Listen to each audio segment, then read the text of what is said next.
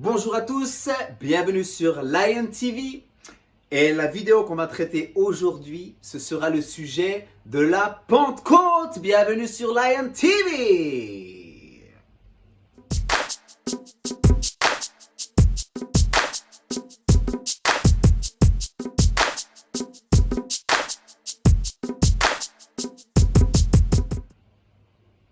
Voilà, bonjour à tous, bienvenue sur Lion TV. Et la vidéo qu'on va aborder aujourd'hui, c'est la suite des vidéos que j'ai commencé sur la Pâque, c'est la troisième. Et la finalité de la Pâque. Je vous ai parlé de la Pâque, de ce que Jésus-Christ a accompli sur la croix.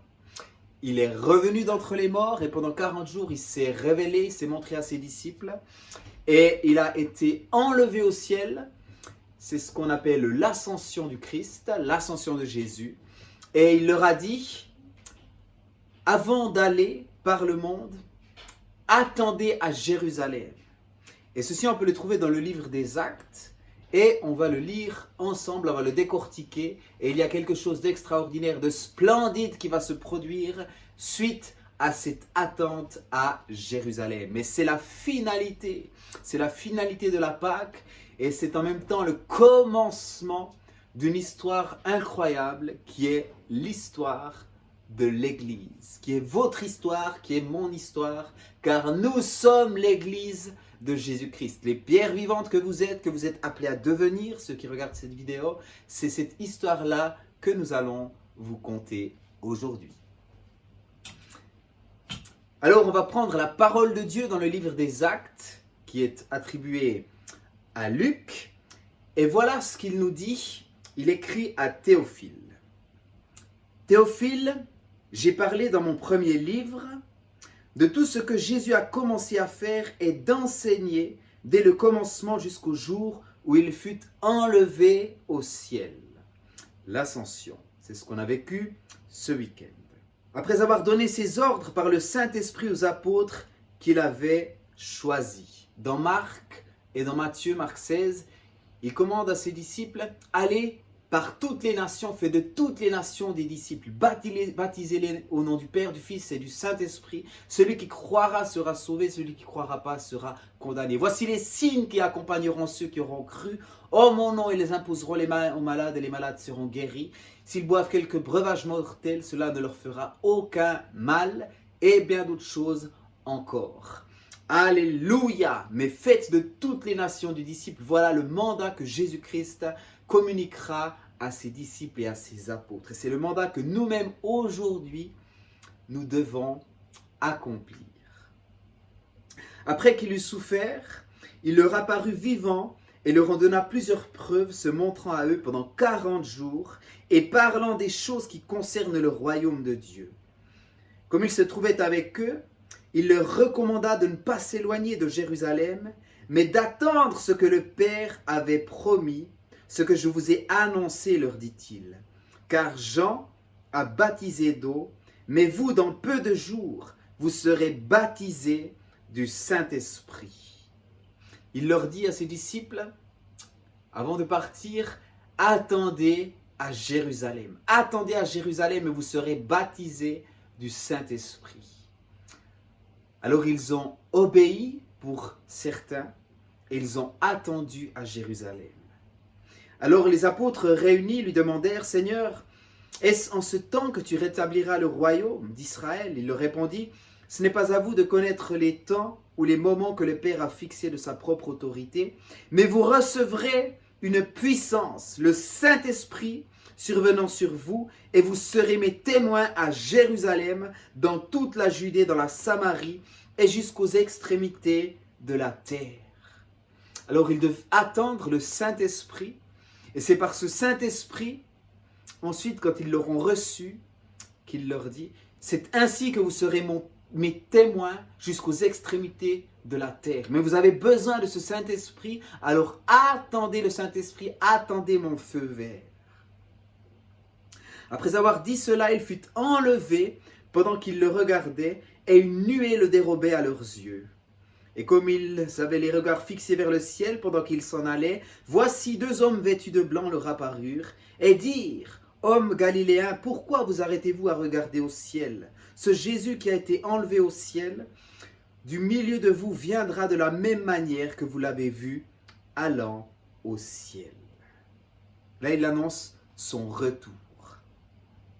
Alors, ils retournèrent à Jérusalem de la montagne appelée des Oliviers, qui est près de Jérusalem, à la distance d'un chemin de sabbat. Quand ils furent arrivés, ils montèrent dans la chambre haute où ils se tenaient d'ordinaire. C'étaient Pierre, Jean, Jacques, André, Philippe, Thomas, Barthélemy, Matthieu, Jacques, fils d'Alphée, Simon le Zélote et Jude, fils de Jacques. Tous, d'un commun accord, persévéraient dans la prière avec les femmes et Marie, mère de Jésus, et avec les frères de Jésus. Alors là, ils sont là, d'un commun accord, et ils obéissent à ce que Jésus-Christ leur a communiqué, d'attendre à Jérusalem la venue du Saint-Esprit. Et vous voyez que ce n'est pas une attente passive où ils vont à la maison, ils vont quelque part, ils se rassemblent, ils mangent, ils boivent et ils attendent. Non, ils se réunissent dans un lieu, dans la chambre haute où ils avaient l'habitude de se réunir. Et là, dans cet endroit, ils aspirent à ce que Jésus-Christ leur a promis. Ils aspirent au royaume de Dieu. Même qu'ils ne savent pas vraiment à quoi s'attendre à ce moment-là, ils savent que quelque chose va se passer. Ils savent, parce qu'ils ont vu, ils ont marché avec Jésus-Christ, ils ont vu sa résurrection, et ils savent que s'il leur donne un ordre, s'il leur donne un commandement, ils savent que s'ils obéissent à cet ordre, alors cette parole va réellement s'accomplir. Le Saint-Esprit va venir. Alors ils sont là dans la chambre haute, ils prient, ils ne sont pas dans la passivité, ils prient, ils intercèdent, ils louent le Seigneur, ils cherchent dans les Écritures, et parce qu'ils sont à la recherche de la face de Dieu, parce qu'ils sont à la recherche du royaume de Dieu, alors quelque chose va se passer dans ce temps d'attente. En ces jours-là, Pierre se leva au milieu des frères. Le nombre des personnes réunies était d'environ 120. Et cette parole elle est communiquée à plusieurs et ils sont là réunis, ils sont au nombre de 120 dans cette chambre, dans ce lieu. Et ils prient, ils cherchent la face de Dieu. Et Pierre dit, « Hommes, frères, il fallait que s'accomplisse ce que le Saint-Esprit dans l'Écriture a annoncé d'avance par la bouche de David, au sujet de Judas qui a été le guide de ceux qui ont saisi Jésus. Il était compté parmi nous et il avait part au même ministère. Cet homme, ayant acquis un champ avec le salaire du crime, est tombé, s'est rompu par le milieu du corps et toutes ses entrailles se sont répandues. La chose a été si connue de tous les habitants de Jérusalem que ce champ a été appelé dans leur langue Akeldama, c'est-à-dire champ du sang. Or, il est écrit dans le livre des psaumes que sa demeure devienne déserte et que personne ne l'habite, et qu'un autre prenne sa charge. Il faut donc que parmi ceux qui nous ont accompagnés, tout le temps que le Seigneur Jésus a vécu avec nous, depuis le baptême de Jean jusqu'au jour où il a été enlevé du milieu de nous, il y en ait un qui nous soit associé comme témoin de sa résurrection. Ils en présentèrent deux, Joseph appelé Barsabas, surnommé Justus, et Matthias. Puis, ils firent cette prière, « Seigneur, toi qui connais les cœurs de tous, désigne lequel de ces deux tu as choisi, afin qu'il ait part à ce ministère et à cet apostolat que Judas a abandonné pour aller en son lieu. » Ils tirèrent au sort, et le sort tomba sur Matthias, qui fut associé aux 11 apôtres. Alors, je vous fais quand même la lecture de tout, mais la réalité, qu'est-ce qui vient de se passer? C'est que de son temps d'attente, qui était une attente non passive, ils ont cherché la face de Dieu, ils avaient soif et faim de voir ce royaume de Dieu, ils priaient, ils intercédaient, et dans ce temps, ils reçoivent la révélation qu'il leur manque encore un élément pour que cette promesse s'accomplisse. Et cet élément, il était annoncé dans les psaumes et toute la parole de Dieu va s'accomplir. Dieu annonce des choses d'avance et rien de ce qui est annoncé dans la parole de Dieu ne s'accomplira pas. tout s'accomplira. Et les choses, des promesses de Dieu sont encore maintenant en attente avant les jours de son retour. Il ne reste plus beaucoup de choses, plus beaucoup de prophéties, notamment concernant Israël, mais ça c'est encore une autre histoire. Mais là, ils reçoivent cette révélation qu'ils doivent remplacer Judas. Judas qui avait été annoncé aussi qu'il se pendrait, qu'il trahirait le Christ, qu'il vendrait le Christ pour 30 cycles, pour 30 pièces d'argent. C'était annoncé dans les Écritures avant lui. Et que quelqu'un d'autre devait le remplacer. Il fallait qu'il soit 12, il fallait que le nombre soit au complet pour que la parole de Dieu s'accomplisse. Alors ils trouvent quelqu'un d'autre, ils le reçoivent par révélation et ils peuvent continuer, ils peuvent se remettre dans une attente et prier encore avec maintenant plus de ferveur parce qu'ils savent que maintenant l'élément clé qui leur manquait, Dieu va certainement répondre. On va lire maintenant le chapitre 2 du livre des Actes. Le jour de la Pentecôte, ils étaient tous ensemble dans le même lieu. Tout à coup, il vient du ciel un bruit comme celui d'un vent impétueux et il remplit toute la maison où ils étaient assis. Des langues semblables à des langues de feu leur apparurent, séparées les unes des autres, et se prosternèrent et se posèrent sur chacun d'eux, et ils furent tous remplis du Saint-Esprit et se mirent à parler en d'autres langues selon ce que l'Esprit leur donnait de s'exprimer. Or, il y avait en séjour à Jérusalem des Juifs, hommes pieux, de toutes les nations qui sont sous le ciel. Au bruit qui eut lieu, la multitude accourut, elle fut confondue parce que chacun les entendait parler dans sa propre langue. Ils étaient tous dans l'étonnement et la surprise, et ils se disaient les uns aux autres, « Voici, ces gens qui parlent, ne sont-ils pas tous galiléens ? Et comment les entendons-nous dans notre propre langue, à chacun dans notre langue maternelle ?» Et voilà maintenant ce qui se passe. Des langues de feu apparaissent dans l'endroit où ils sont réunis. La terre se met à trembler. Ça veut dire que le monde surnaturel a même impacté ce monde réel, comme lorsque Jésus-Christ donne son dernier souffle de vie sur la croix, alors la terre a tremblé à Jérusalem. Et là, encore une fois, la terre tremble et des langues de feu sont communiquées et se posent sur chacune des personnes qui sont là. Et cette langue de feu, c'est le signe communicatif de cette réalité spirituelle qui sera communiquée à ses disciples et qui leur donnera le feu pour prêcher l'évangile. Et non seulement pour prêcher l'évangile, mais encore pour le prêcher avec les signes et les prodiges qui l'accompagnent. Parce que l'évangile est accompagné de signes et de prodiges. C'est la différence de toutes les autres religions. Lorsque tu prêches la parole de Dieu dans la vérité, lorsque tu te tiens toi-même dans la vérité, alors il y a des choses qui s'accomplissent parce que la parole de Dieu ne se contredit pas, la parole de Dieu ne ment pas. Et c'est pour ça que Jésus-Christ dira à ses disciples, faites de toutes les nations des disciples, imposez les mains aux malades. Voici les signes qui accompagneront ceux qui auront cru. Ils feront les mêmes choses que Jésus et même de plus grandes. C'est ce que la parole de Dieu nous dit. Et c'est ça la réalité du royaume de Dieu. Et il dira plus tard qu'il faut que cet évangile soit prêché dans le monde entier. Ensuite viendra la fin. C'est dans Matthieu 24 où il annonce qu'avant son retour sur la terre, il faut que cet évangile-là soit prêché dans le monde entier. Cet évangile où les signes et les prodiges sont libérés à l'annonce de cet évangile. Ce n'est pas cet évangile religieux dont je vais vous parler tout à l'heure encore dans cette vidéo. Alors voilà cette réalité, les langues de feu, et il parle en toutes les langues. Toutes les personnes qui sont là sur place comprennent la réalité du royaume de Dieu. Alléluia.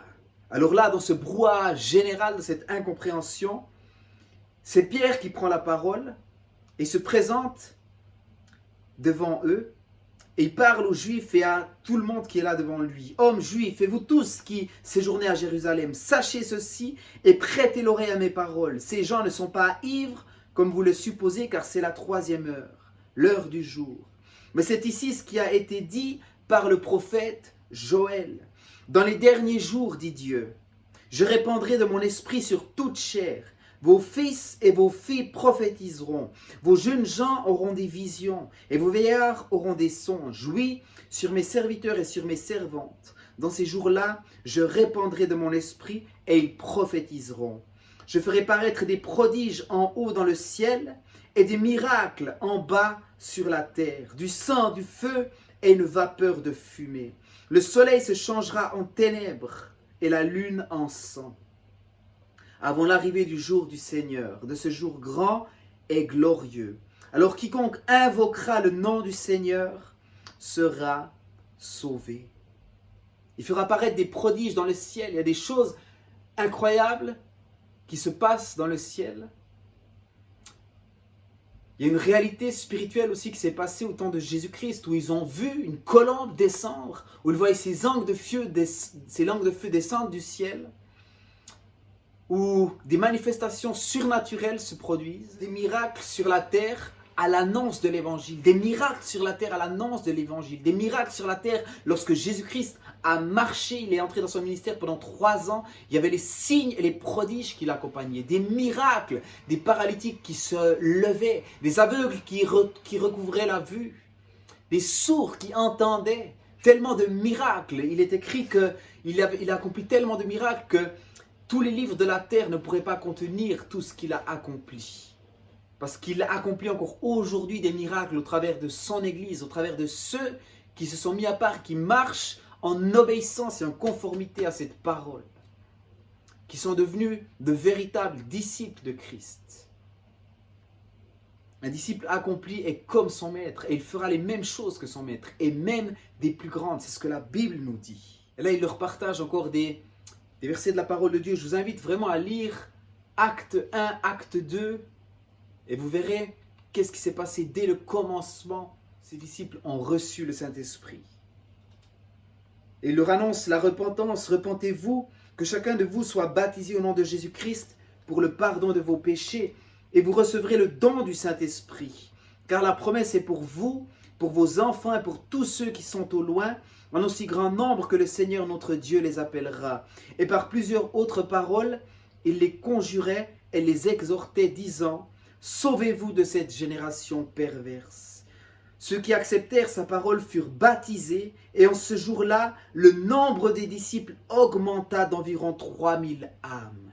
Ils persévéraient dans l'enseignement des apôtres, dans la communion fraternelle, dans la fraction du pain, dans la prière. La crainte s'emparait de chacun, et ils faisaient beaucoup de prodiges et de miracles par les apôtres. Tous ceux qui croyaient étaient dans le même lieu, et ils avaient tout en commun. Ils vendaient leurs propriétés et leurs biens, et ils en partageaient le produit entre tous, selon les besoins de chacun.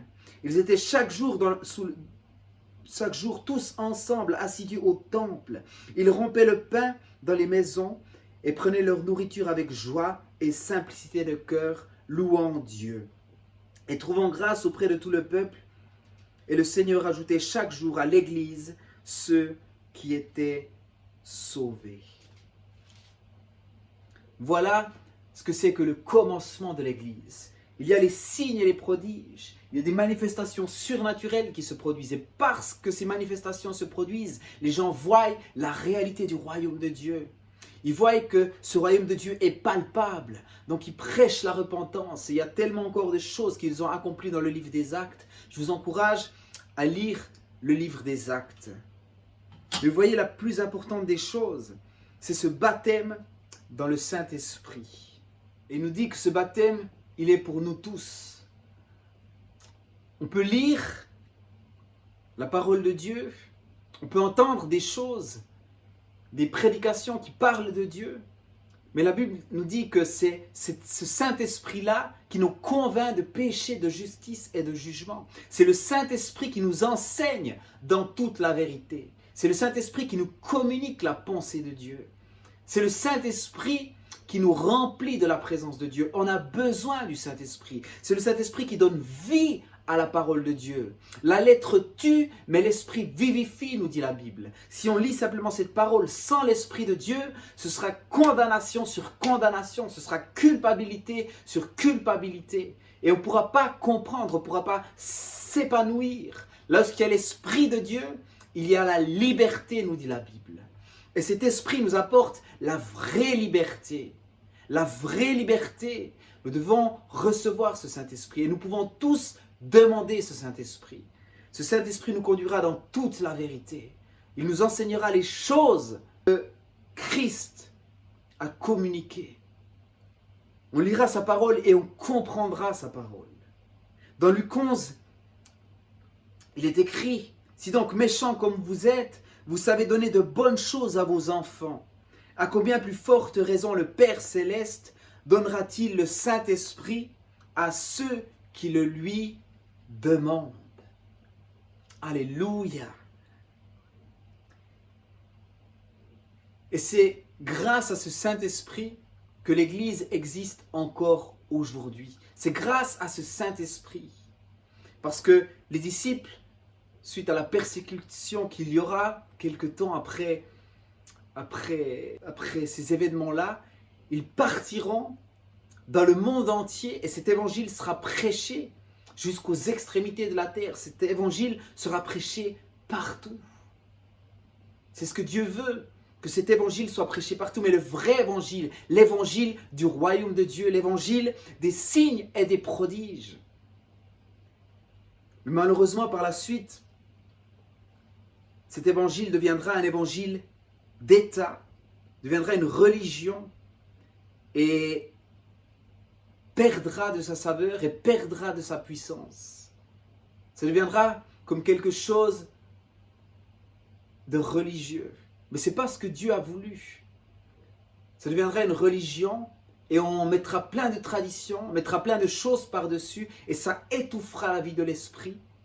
Et l'évangile sera propagé d'une manière intellectuelle, d'une manière religieuse, même par la force, même par la brutalité. Mais ce n'est pas cet évangile qui nous donne le salut. Ce n'est pas cet évangile qui nous sauve. Ce n'est pas cet évangile-là qui nous amène près de Dieu.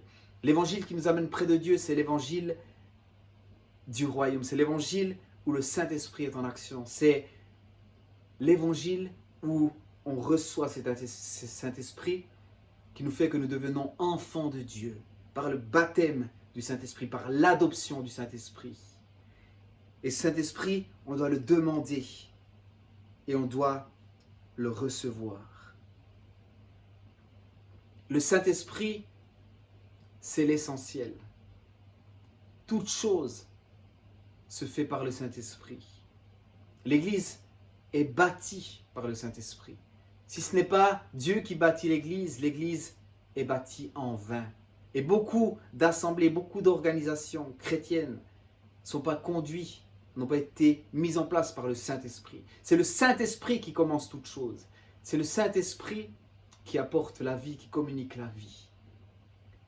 Et mes chers auditeurs, que tu sois chrétien, de nom, que tu sois simplement sur ces vidéos parce que tu me connais ou parce que c'est le hasard qui t'a amené là, maintenant on va simplement prendre un temps parce que cette Pentecôte, et c'est pour ça que je fais même cette vidéo après la Pentecôte, c'est parce que cette Pentecôte, elle est continuelle, cette Pentecôte, elle est pour tout un chacun et elle est toujours à disposition. Celui qui se repent, celui qui demande pardon pour ses péchés, celui qui demande le Saint-Esprit, il recevra le Saint-Esprit parce que Dieu ne fait pas de favoritisme. Il faut que tu crois, il faut que tu y croies, que si tu demandes le Saint-Esprit aujourd'hui, tu le recevras. Mais c'est encore ce qu'on va faire. Un chrétien doit naître de nouveau. Un chrétien doit naître d'eau et d'esprit.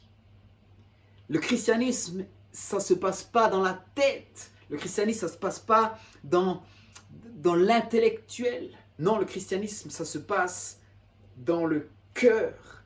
Et c'est le Saint-Esprit qui communique à notre esprit le royaume de Dieu et il descend et il s'établit dans notre cœur, dans notre âme, au plus profond de nous-mêmes.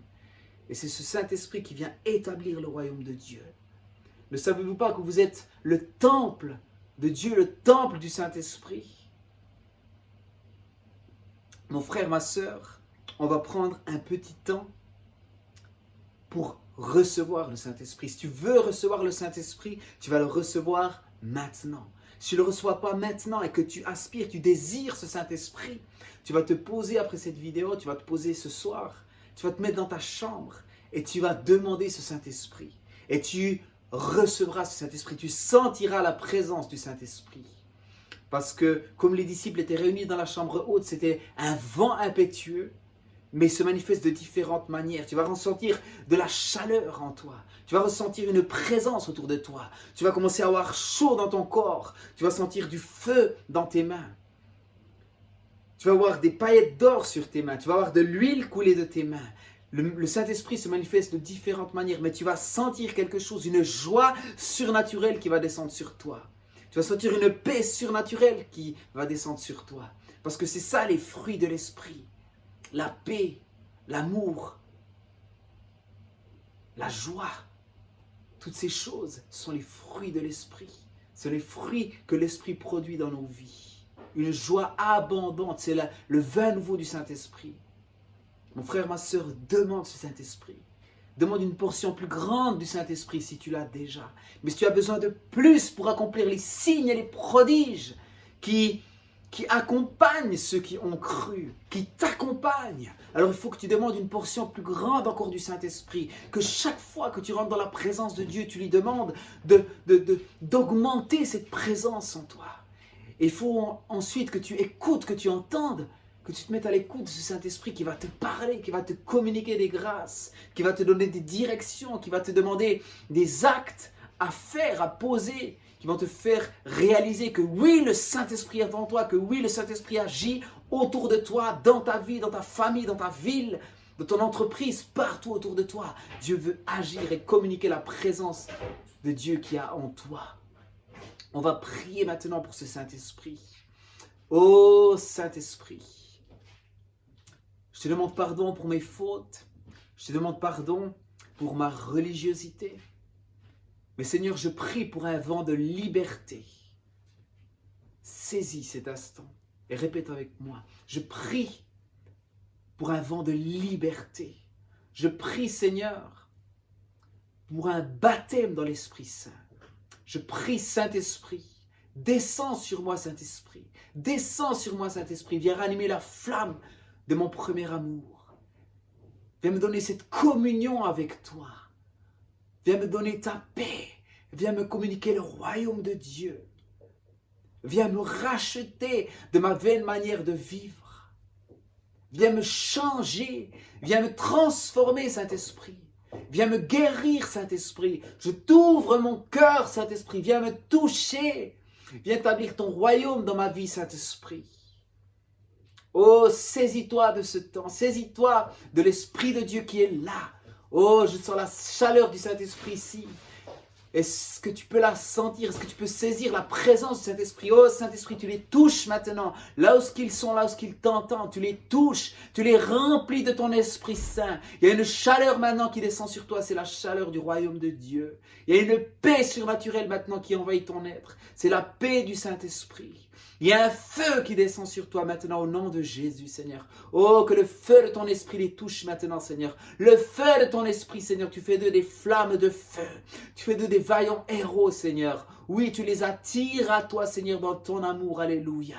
Oh, alléluia, dans le nom de Jésus. Certains, vous sortez de vos grottes maintenant. Vous sortez de là où vous êtes et vous allez maintenant, au nom de Jésus-Christ, par le Saint-Esprit, accomplir les exploits, les œuvres qui sont préparées d'avance pour vous, dans le nom de Jésus. Ô Seigneur, tu manifestes les signes, les prodiges, tu libères le miraculeux, Seigneur, dans leur vie, au travers du Saint-Esprit maintenant, Seigneur. Dans le nom de Jésus, je prie que tous les jougs sautent et éclatent maintenant, les jougs qui sont posés sur vous, les jougs de l'oppression. Je prie qu'ils éclatent maintenant de dessus vous au nom de Jésus. Je confronte les ténèbres qui sont dans vos vies par le Saint-Esprit maintenant dans le nom de Jésus. Je vous délivre de toute puissance occulte maintenant dans le nom de Jésus. Alléluia, Saint-Esprit, tu agis. Tu agis au plus profond des cœurs maintenant. Tu viens t'établir. Tu viens prendre ta place de roi. Oh Saint-Esprit, merci parce que tu agis. Seigneur, je prie vraiment pour un baptême dans ton Esprit Saint. Un baptême dans ton feu maintenant, Seigneur, dans le nom de Jésus. Alléluia, qu'ils comprennent ta parole, Seigneur, d'une manière nouvelle, Seigneur. Qu'ils la comprennent par révélation, Seigneur. Par révélation, Seigneur, dans le nom de Jésus. Oh Seigneur, que le vêtement de religiosité tombe maintenant, Seigneur, au nom de Jésus. Et qu'il se revêt de ta présence. Qu'il se revête de ta grâce, Seigneur. Qu'il se revêt de ton humilité, Seigneur. De ta sagesse, Seigneur. Oui, c'est toi qui instruis toutes choses. Et Saint-Esprit, tu montres, tu pointes des choses du doigt dans leur vie, Saint-Esprit. Non pas pour les condamner, Seigneur, mais pour les soulager, pour les alléger, Seigneur, dans le nom de Jésus. Au nom de Jésus, je prie pour un vent impétueux maintenant sur eux, Seigneur. Un vent rafraîchissant, le vent de ton esprit, Seigneur. Dans le nom de Jésus, alléluia.